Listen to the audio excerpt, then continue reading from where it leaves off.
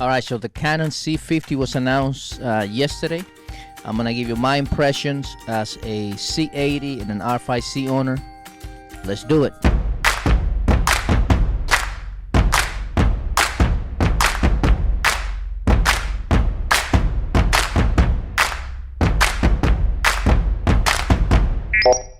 Alright, so far the C50 is the smallest of the Cinema lineup. From what I understand, I have not had my hands on it, but from what I understand, it's smaller than even the R5C, which I own, and I love putting that on the gimbal.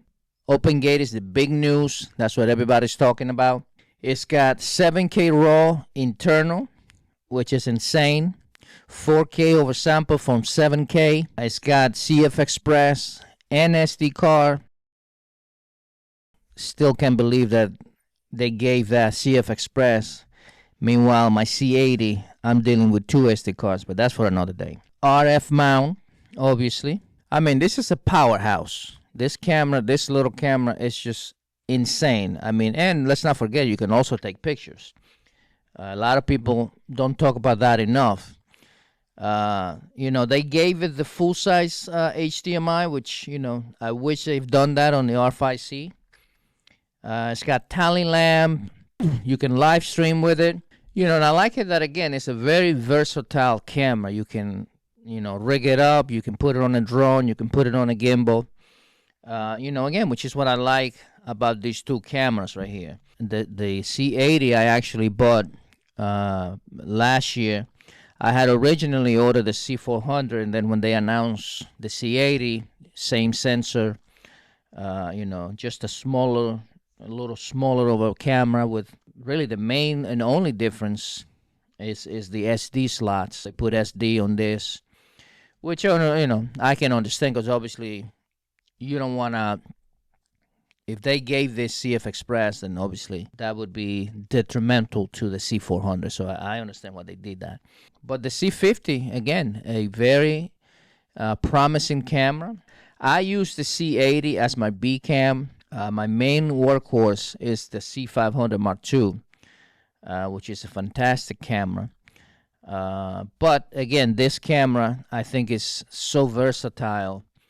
You know, and looking at the C50, you know, if I was to compare it with this, I mean, again, I feel like this obviously is a much better camera. Built-in NDs are a big deal, which is really the reason why I got the C80 in the first place. I already had the R5C when I bought the C80. The R5C used to be my B cam, you know, to the C500 Mark II, and now it's just my C cam. You know, I still use it. Some jobs that I do require, you know, 3 camera setup, and you know, and I always, on every job, I always like bringing an additional camera. Even if the job only requires 2 cameras, I'll bring a 3rd camera. If the job requires 2 cameras, one camera, I'll bring 2. I just always have to have a backup, because you never know, anything can happen to a camera, and you know, just to have the peace of mind that should anything happen, I'm covered. I would like to get my hands on the C50 at some point. You know, again, the specs, they sound really impressive. I know a lot of people keep talking about, you know, comparing it to the FX3, you know, which it's a fair comparison, but, you know, in my mind, this is a far better camera, obviously because of the open gate. You know, nowadays that's become, you know, the big deal. Especially you can shoot an amorphic, you can reframe, you know, for social, and the fact that this camera can shoot vertical and horizontal at the same time, I think that's actually, you know, it puts it in a category of itself, or by itself rather. And they gave it pro level features like the full size HDMI, which, you know, it might seem like a small thing, but it's not a small thing. It's actually a pretty big deal. Just like with the C80, when they gave it the SDI, you know, port. This, you know, honestly, if it not been for the if not been for the SDI port, I could have just bought a C70. You know what I mean? So little things like that can make a difference. You know, it's got dual native ISO 800 and I believe it's 6400. Obviously, the C80, you got the triple base ISO. I find that I never go past the 1600. It's more than enough when I'm shooting, you know, capturing like B-roll in an office or a home. So, you know, I haven't had a need to even go to that 6400 or the 3200, you know. Who is this camera for? I think, you know, looking at the test footage and the specs, really any working professional, any content creator, you know, this camera, I'm pretty sure can handle anything from commercial work to television, and obviously documentary.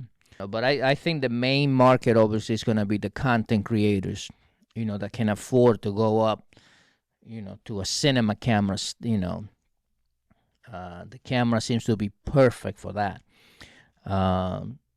Will I be getting that camera? Not sure. You know, so far I think I'm covered with my 3 Canon cameras. But it's, you know, in the future I wouldn't, you know, once the R5C, it's, you know, no longer getting the job done, I guess, you know, I could jump in, you know, and get that camera. But my first impressions is that, you know, I will do a full review once I get my hands on it. But, you know, the camera is definitely going to make some noise, especially because of the open gate, which I'm a little upset about. I heard during the announcement that the C400 is also going to get open gate via a software update. Nothing about the C80, which I suppose it has to do with the SD card slot. Camera companies, they do that all the time. You have a camera that's sitting below this camera, but you're giving it a feature that is higher than, you know, than what's on this camera. So it doesn't make any sense, you know, but I do understand that, you know, and the one limitation of this camera is the SD card. It's actually the only limitation. You know, which again, they had to do that because if they gave it CF Express cards, then they basically be shooting themselves in the foot, or rather, they be shooting themselves in the mouth, because that would make the C400 basically obsolete. If you got the same camera with the same sensor, the same everything, but this camera is, you know, $3,000 cheaper, it's not good for business. So I understand that. But still, I would love if they can figure out a way to get open gate on this camera. If the C400 is getting it, and again, the little brother to this, the C50, I mean, come on, you got to put it on this. All right, so drop a comment below. Let me know what you think. All right, drop a comment below. Let me know what you think. I'd love to hear your thoughts about the C50. Is that something you're looking to, you know, to buy? Especially if you're maybe a Sony shooter. If you got a FX3, FX30, will you make the switch to this camera? Or even, you know, if you're shooting on the R5C or the R2 or one of those.